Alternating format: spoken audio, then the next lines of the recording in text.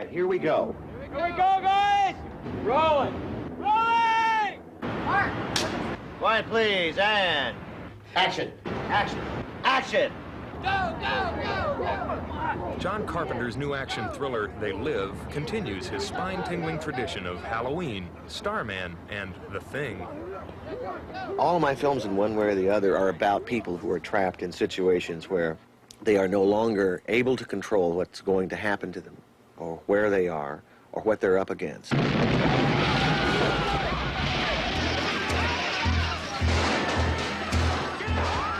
The heroes are people who must rise to the occasion and face either ultimate evil or something that is so extraordinary and outside the realm of their experience.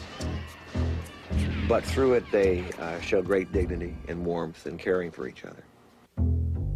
The heroes in They Live must overcome a race of sinister aliens who live unseen among us, controlling our world. Basically, what our spin on the story was that all the aliens are members of the upper class, the rich, and they're slowly exploiting the middle class, and everybody's becoming poorer, and everything we think about buying cars and having pools and condos and all the things that everybody strives for in America basically are created by this race of inhuman creatures that really just want to exploit us like a third world.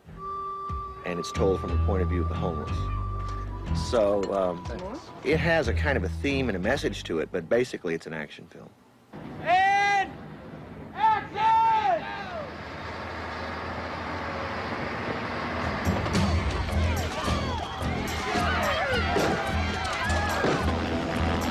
You know, I love it.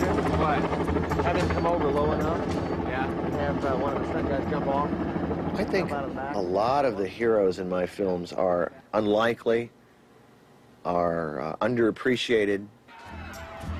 I kind of like that feel of somebody who's not so hip and rich and doesn't just cruise through every situation but has to struggle. That reminds me of most of us. Excuse me. You need anybody? I've got more tools. Roddy Piper plays John Nada, and he's the hero of the film.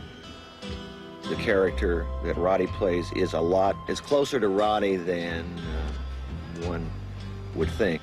There ain't a lot of difference between John Nada and Roddy Piper, and that's for a reason. John Carpenter and I met at WrestleMania 3. There's something about him that is unlike other Hollywood actors. He seems to have lived life.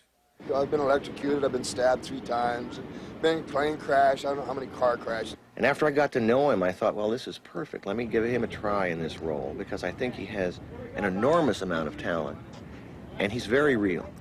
And he started molding this particular character, John Nada, who is just a working class fellow who goes from town to town, and he doesn't take a handout, wouldn't take a handout for nothing. He's a loner, and he's tough, and he's ugly, but he has dignity. Holly Thompson is a character in They Live who's basically a middle-class working woman who gets hooked into this entire thing. Take it easy. I hired Meg Foster to play her because I thought that Meg had a strength and a reality to her person, her performance, that would give this character some solidity. I was hoping that you would give me a little drawback like this. You got it. And a little, you know what I'm saying? You got a little. You got it. Bonk. Working with John is wonderful. He's very comfortable, very professional, and we have fun. Take a look, I'll show you. Right. God damn, that was great. All right, Rod. John Carpenter called on martial arts expert Jeff Imada to choreograph the complex action and realistic stunts in They Live. 1, 2. I wanted to do a fight that was different than any other movie fight I'd seen. You usually see 2 guys stand up, and the hero just quickly whacks the bad guys and moves on. And it seems like in the 80s especially, heroes are invulnerable. They just run with a machine gun, they kill everybody, they knock everybody down, and off they go.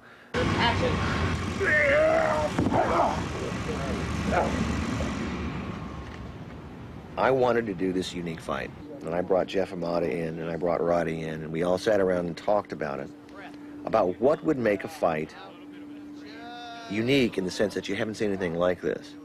And I wanted to utilize some of Roddy's professional wrestling techniques and knowledge. I think I can do it better. Co-star Keith David had worked closely before with John Carpenter on The Thing. Action! But interestingly, Roddy and Keith became real close friends during the shooting. Cut. Print. Thank you. And after they had kind of beaten each other silly, they became real close friends, and they would share ideas back and forth. Roddy's great. I mean, he teaches me about this stuff. You know, reactions. You know how you get you know, when you get punched and when you get hurt. You know.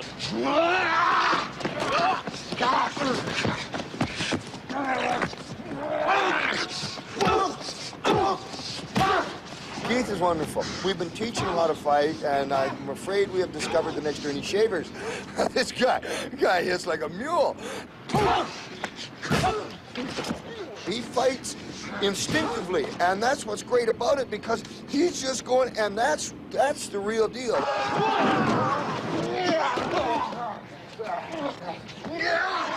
You get to slug out, be slug. You know, you get to take a little bit. You get to dish a little out.